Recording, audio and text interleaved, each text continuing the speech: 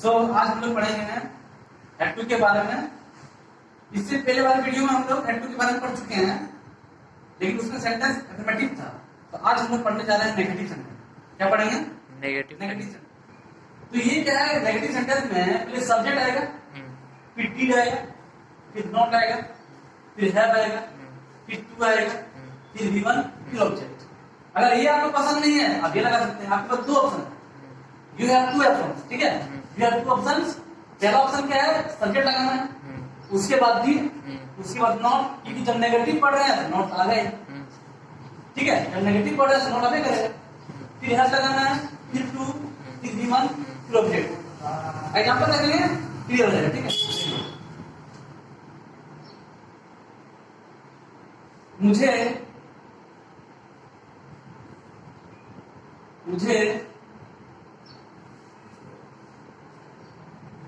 खेलना नहीं पड़ा। मुझे खेलना नहीं पड़ा मतलब क्या? मुझे खेलने का जरूरत नहीं हुआ।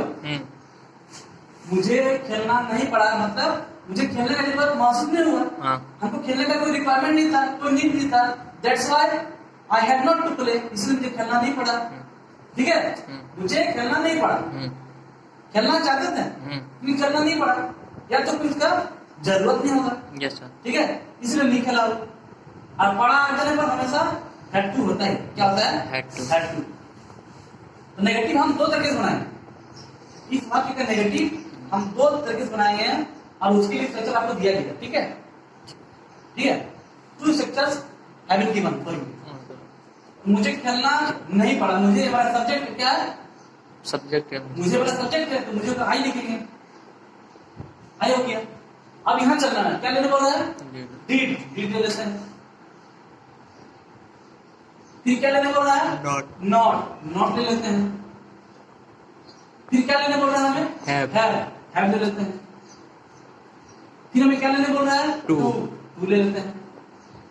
फिर हमें क्या लेने बोल रहा है? वी1, यानी कि क्या मेरा वी1? मुझे खेलना नहीं पड़ा। खेलना, खेलना मेरा वी1 है, क्रिया है, लेकिन प्ले। क्या लिखेंगे? प्ले। ऑब्जेक्ट तो दिया नहीं है, तो I did not have to play. मुझे खेलना नहीं पड़ा। इस तरह बना सकते हैं। ठीक है, you can translate in another way, subject I. ठीक है, आई हो गया। फिर क्या हेड है? दो तरीका है। Yes sir. ठीक है, दो स्ट्रक्चर है, हेड है, हेड लेते हैं। फिर क्या है? नॉट। ठीक है, नॉट ले लेते हैं। फिर क्या बोल रहा है? टू ले लेते हैं। फिर क्या लेने बोल रहा है? वी1, खेलना, तो प्ले लिखते हैं। तो पूरा वाक्य क्या हो गया? मुझे खेलना नहीं पड़ा, I did not have to play, या फिर I had not to play. ठीक है, तो इस तरह से नेगेटिव बनता है। Yes sir. अब आगे हम लोग चलते हैं इंट्रोगेटिव के बारे में। इसके बारे में इंट्रोगेटिव में क्या होता है? इंट्रोगेटिव में दो तरीके होता है, एक यस नो होता है, एक होता है डब्ल्यूएस। डब्ल्यूएस माने क्या? जिसमें डब्ल्यूएस फैमिली के जितना भी वर्ड है सब आएगा। वेयर आएगा, है ना, व्हाट आएगा, व्हाई आएगा, एंड सो ऑन। तो इस तरह से डब्ल्यूएस होता है। और एक यस नो। यस नो सिर्फ क्या पूछेगा, शुरू में क्या रहेगा? क्या रहेगा? क्या शुरू में क्या रहेगा? क्या मुझे जाना पड़ा, क्या मुझे आना पड़ा, क्या मुझे दौड़ना पड़ा, क्या उसे खेलना पड़ा, क्या उसे मरना पड़ा, क्या उसे जीना पड़ा। सब में शुरू में ही क्या है? Yes sir. वाक्य के शुरू में ही, at the beginning of the sentence, sentence के बिगिनिंग में ही क्या रहेगा।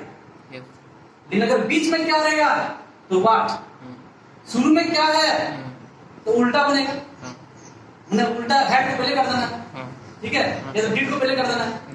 लेकिन अगर बीच में क्या रहेगा तो व्हाट। क्या लगेगा? जैसे तुम्हें क्या करना पड़ा, तुम्हें क्या पढ़ना पड़ा, तो बीच में क्या रहना, तो उस क्या के लिए हमको इस्तेमाल करना पड़ेगा व्हाट। क्या करेंगे? व्हाट। लेकिन अगर शुरू में क्या है तब वहां व्हाट नहीं लगेगा, बल्कि सेंटेंस को उल्टा करेंगे। क्या करेंगे? उल्टा करेंगे। जहाँ हेड है आगे, अब हेड को पहले कर देंगे। जैसे क्या मुझे जाना पड़ा, हेड आई टू गो। क्या मुझे सोना पड़ा, हेड आई टू स्लीप, या did I to sleep, did I have to sleep. इस तरह बोल सकते हैं। तो इंट्रोगेटिव में दो तरीके से बनेगा और नेगेटिव भी दो तरीके से बनेगा, जो आप देख रहे हैं। ठीक है, ये दो तरीका है। I did not have to play, मुझे खेलना नहीं पड़ा, और I had not to play, मुझे खेलना नहीं पड़ा। Yes. ठीक है, अब हम चलते हैं इंट्रोगेटिव में। ठीक है, इंट्रोगेटिव का भी 2 स्ट्रक्चर होता है, देख लो।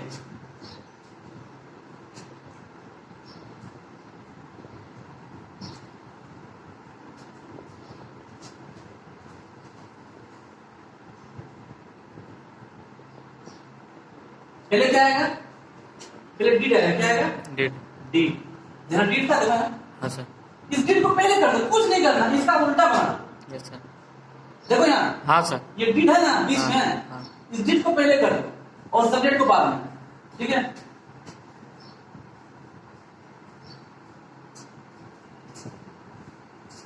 फिर क्या बोल रहा है? ठीक है, अभी हमको नोट नहीं लेना है क्योंकि ये नेगेटिव है Yes. और हम बना रहे हैं इंट्रोगेटिव। अगर हम इंट्रोगेटिव प्लस नेगेटिव लेते हैं, इंट्रोगेटिव प्लस नेगेटिव लेते हैं, तो हम नोट लगा सकते हैं, लेकिन हम लोग सिंपल ही इंट्रोगेटिव बना रहे हैं। Yes. क्या बना रहे हैं? Simply interrogative. तो सब्जेक्ट हो गया, फिर आएगा है, क्या आएगा? have है। फिर क्या आएगा? टू। क्या आएगा? to.